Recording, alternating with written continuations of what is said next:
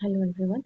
We are passing on to the last few topics under section C, toxicology of your environmental biology, wildlife conservation and toxicology paper.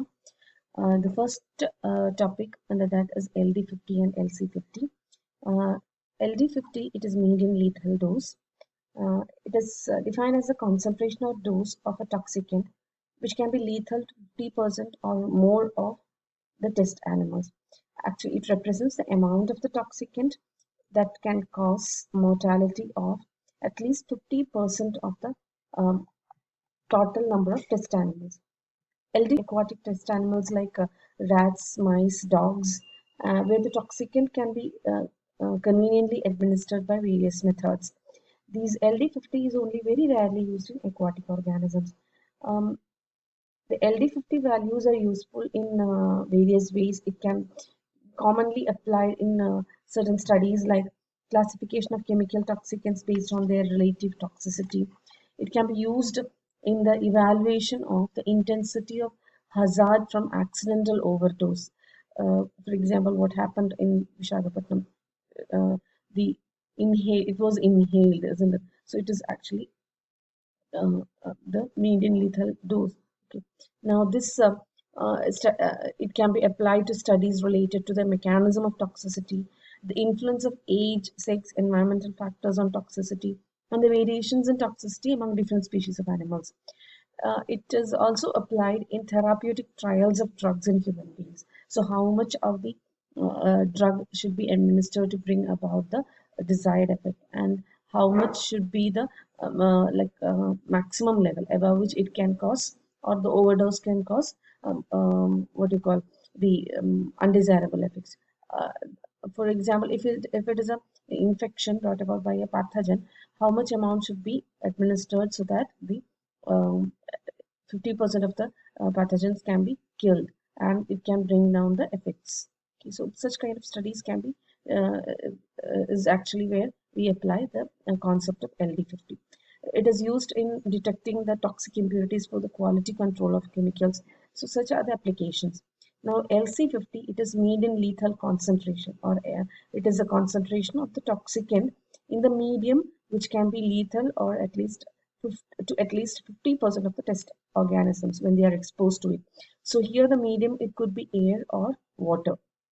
Okay, now LC50, the values are usually expressed as time-bound values. For example, LC50 24 hours, LC50 48 hours. So what does that indicate? LC50 24 hours means that the concentration of the toxicant is lethal to 50% of the test organisms after 24 hours of exposure. Okay, so for to bring about 50% of the death, the particular toxicant has to be administered, or the organism have to get exposed to that particular toxicant for at least 24 hours. Okay. Now, the safe concentrations of the toxicant in the medium will be much lower than the LC50. Okay. It is same with the case of LD50 as well. Here you can see this is the concentration of toxin plotted on this part, and here it is the mortality. So you can see that the 50% of the individuals, here you can see 10% is dead, 20% is dead, and 30, 40, and it goes to 50%. So you just have to find out what is the concentration of toxin that can bring about 50% of the death. Okay, and you just plot it like this and bring it down. You can see the amount of concentration, amount of toxin needed. Okay, and this, it is actually the LC50. That is LC50 of this particular toxicant is 600 parts per million, right? Okay, so that is just an example. Okay, now LD50, it is actually statistically derived dose at which 50% of the animals will be expected to die. Okay. For inhalation toxicity, uh, it could be air or water medium. The concentrations are used for exposure values. So LC50 is used in those cases. Okay. LD50 and LC50 are typically obtained from acute toxicity studies. That is exposure. I hope you remember what is acute toxicity. So the acute toxicity tests are either single dose tests or short-term multiple dose tests. They are useful to predict the hazardous effect of a toxicant in non-target species and also help in assessing the toxicity level in target species and to observe behavioral responses in experimental animals. So that is, acute toxicity are usually done with industrial effluents, then drilling mud, mine tailings, etc. Okay, and they are primarily meant for determining the dose or concentration of a particular toxicant or for determining the level of a toxicant whose short-term exposure would bring about a specific response in an organism. Okay, so that is what the acute toxicity studies are conducted. And actually, LC50 and LD50, it is actually resultant output of acute toxicity studies. Okay, and now LD50, it is expressed in milligram of the toxicant per kilogram of the body weight of the organism administered per day. Okay, so milligram of toxin, that is mg by kg body weight per day, right? So it is a milligram of toxicant uh, per kilogram of body weight administered per day. Okay, now LC50, it is represented in ppm sometimes, okay, as we have seen in the previous graph, or it is expressed as milligrams per liter. Okay, it is an estimated air concentration of a toxicant, that is milligram of the toxicant per liter. Okay, and we can see when you have a lower LD50 or LC50 value, that means it is highly toxic. Okay, for example, you can see in this particular table. Okay, here you can see, sorry, the LD50. Okay, botulinum toxin, it has a LD50 of 0.00001. Okay, that means it is that much toxic. That this much amount, that is 1 raised to 10 raised to minus, sorry, 1 into 10 raised to minus 5. That particular amount is enough, milligram is enough to bring about 50% of the death. Okay, while you can see, for example, morphine sulfate 900 milligrams, to bring about 50% of the death, 900 milligrams morphine sulfate is required to be administered per kilogram weight of the organism. So that is the what do you call the LD50, how we analyze the LD50. Okay, so you can see the most toxic in this particular table is botulinum toxin, and then dioxin, tetrodotoxin, and it continues like and it is said ethyl alcohol is least toxic as per this table. Okay, whatever is listed in this table. Now, what is dioxin? Dioxin is a volatile substance which is produced while burning plastics. Okay, so it is highly toxic.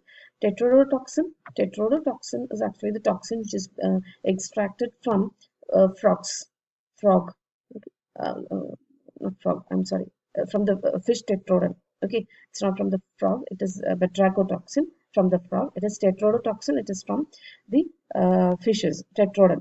Okay, so these are some facts about LC50 and LD50. Now we'll pass on to the botulism. Okay, right.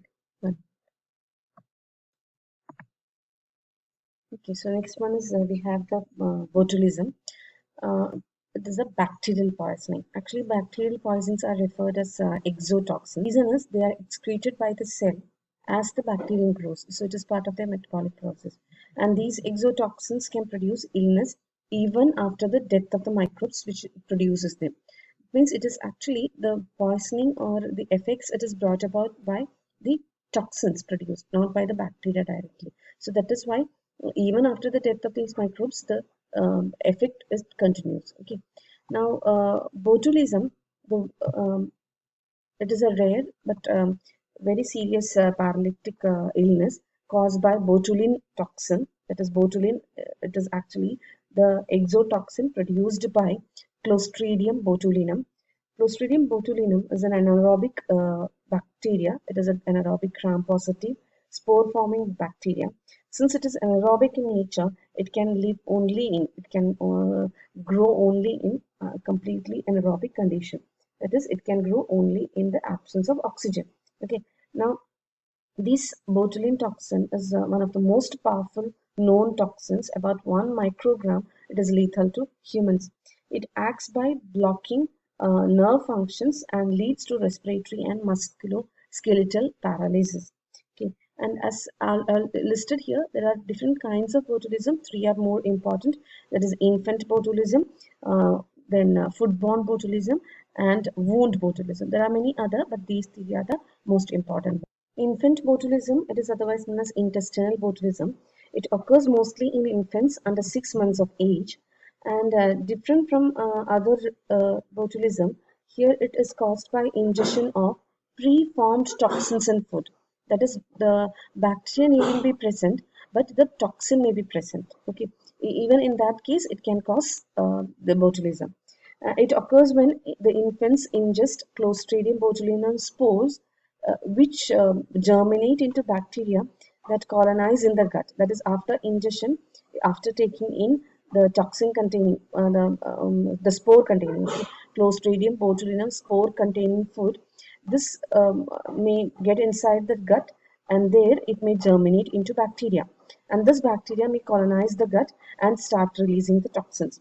In most adults and children older than about 6 months, this would not happen because natural defenses in intestines that develop over time prevent germination and growth of the bacteria. That is, the people above 6 months of age, what happens is in them, because of the natural defenses, the germination is prevented. Okay, so in this kind of an intestinal botulism never occur. Now, Clostridium botulinum in infants include constipation, loss of appetite, weakness, an altered cry, and a striking loss of head control. Although there are several possible sources of infection for infant botulism, spore-contaminated honey has been associated with a number of cases. This is actually when the spores enter the gut. Okay, and uh, this, yeah. Mm, okay. So this is what the intestinal botulism is. Next is foodborne botulism. The foodborne botulism, it is a serious, potentially fatal disease that it can lead to death in certain cases, but however, it is relatively rare.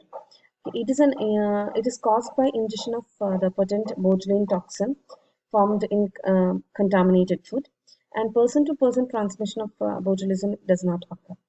The spores produced by the bacterium Clostridium botulinum are heat resistant and exist widely in the environment. So in the absence of oxygen, they can germinate, grow, and then excrete or produce toxins. Now, it is botulinum toxin are ingested through improperly processed food in which the bacteria or the spores can survive and then grow and produce the toxins later. Though mainly a foodborne intoxication, human botulism can also be caused by intestinal infection, as we have already seen. Right, now, what are the symptoms of foodborne botulism? Botulinum toxin are neurotoxic and therefore affect the nervous system. Foodborne botulism is characterized by descending, flaccid paralysis that can cause respiratory failure. Early symptoms include marked fatigue, weakness, and vertigo, usually followed by blurred vision, dry mouth, and difficulty in swallowing and speaking. Vomiting, diarrhea, constipation, and abdominal swelling may also occur. The disease can progress to weakness in the neck and arms, after which the respiratory muscles and muscles of the lower body are also affected. And there is no fever and no loss of consciousness. The symptoms are not, as we have already seen, it is not caused by the bacterium itself, but by the toxin produced by the bacterium. And these symptoms usually appear within 12 to 36 hours after exposure. So, incidence of botulism is very low, but in some cases, the disease can be fatal.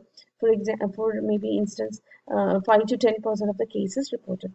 Okay, so that is with regard to the foodborne botulism, and we can see that these botulinum toxin is found in a variety of foods, including low acid preserved vegetables such as green beans, spinach, mushrooms, fish like tuna, canned tuna, fermented, salted, and smoked fishes, then meat products, etc. Okay, so I hope this part is clear. Okay, now next one we have is the wound botulism. The wound botulism is rare. Among the three, it is the least common, and occurs when the spores get into a wound, open wound, and are able